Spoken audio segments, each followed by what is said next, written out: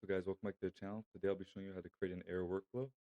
I'll be showing you how to have an error be logged into Google Sheet and for an error to be sent to you via email with a cool design. I'm Stefan, the founder of Genify AI.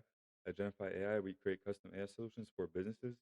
If you're interested in any custom AI solutions for your business, make sure to reach out to me through email or through my Discord server, or you can reach out to me by booking a consultation. Everything will be in the description. I also do AI consultations where if you're not sure how to implement AI into your business, you can book a consultation with me and then we can figure out how we can implement AI into your business. All right, let's get into the video. All right, guys, so I'm going to be showing you how to make an error workflow that will send you an email that looks like this about the error that your workflow had, and that will log errors into a Google Sheet, including the workflow name, the last node executed, the error message, the workflow URL, and the ID. So let's get into how to build this. So first you're going to want to make two workflows, one main one and one error workflow. So in the error workflow, I'll show you guys from scratch how to make this. I want to create an error trigger, and we'll get back to building this full thing out later.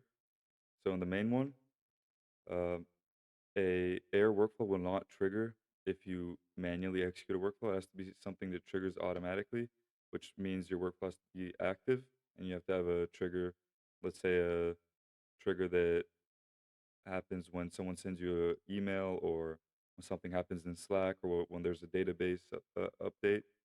So that would fall into one of those nodes. And then you're going to want to go here into settings. And here you'll see error workflow. And you're going to want to click here and you'll get a list of all of your workflows. And you just want to select the one where your error trigger is located. So once you do that, you want to save the workflow. And now I'm just going to add a node that will error automatically. So I'm just going to do a send message, a Gmail send message node, as we can see here.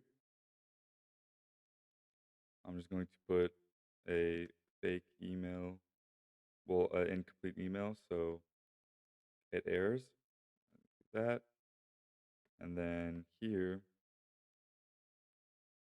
in the error node,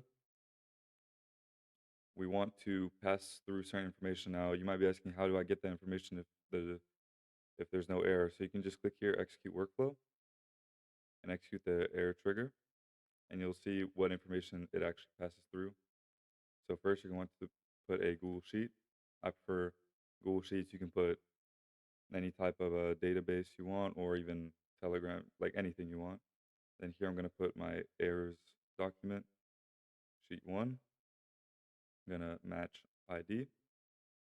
Now I'm going to do the error ID here, because an error ID is very useful if you have multiple errors in one workflow, like side by side, back to back.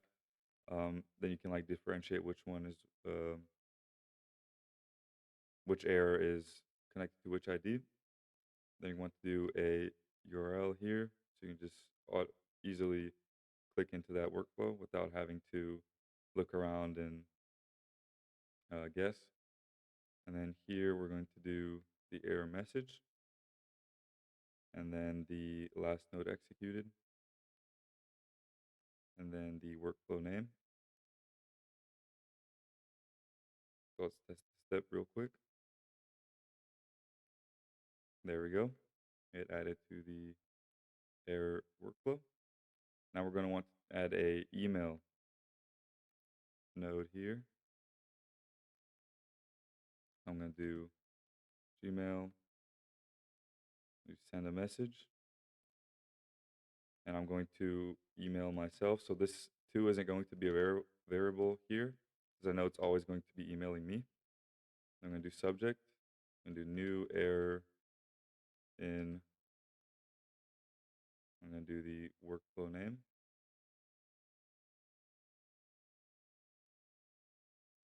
I'm going to do, so here you're going to want to do the expression, and then click on this little button here so you can full screen it. I'm going to type workflow URL. Just going to drag this here. Then I'm going to do the error message.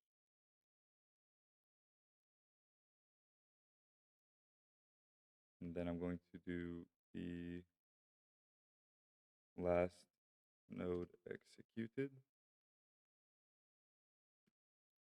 as you can see here. Drag that, and then I want to do the date and time, which is this curly brackets, and then now.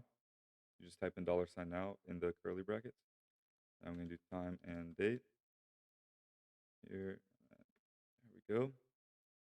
So if the time and date here isn't corresponding to your time zone, so mine is, you can just go into your settings, your workflow settings, and you can see the time zone here and just find your time zone. I'm in Los Angeles, so that works perfect for me.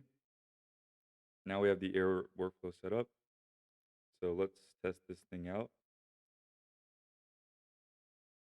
I'm going to put the schedule trigger to be for 10 seconds. Let's do 20 so it doesn't spam us on accident. And then I'm going to activate it. Got it. Now let's see the executions. Should execute soon. There we go. We got an error. Going to see if it added here. There we go. So I'm going to turn this workflow off so it does not spam the error logs. So as you can see here, the error message was bad request. As we know, I put the bad email address into the node. So bad request. Last time execute, send a message, and then the workflow name was main, then the URL to the workflow. You just click on that, and then the error ID. All right, so let's go into my email and see if we got a alert. There we go. So as you can see, we got the alert, but it's not well formatted. So a way to format it is go into Claude AI, and then we're going to have it create us an HTML structure for this email. So you just want to do this, full screen that, copy everything, and you're going to make sure the email type is HTML for this to work. And you just type in create me an error email notification for this information.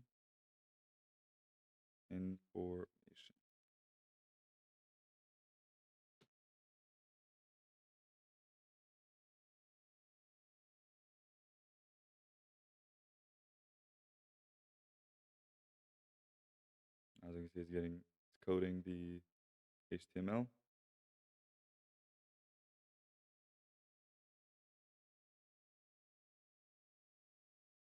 There we go. So it'll be working like this, and then giving us the workflow URL as a button, which is pretty cool. And you could tell it like, hey, make this look like that. But for now, we're just going to be using this. I'm going to paste that here, save the workflow, go back here and activate this workflow. Got it. Now let's wait for this to activate.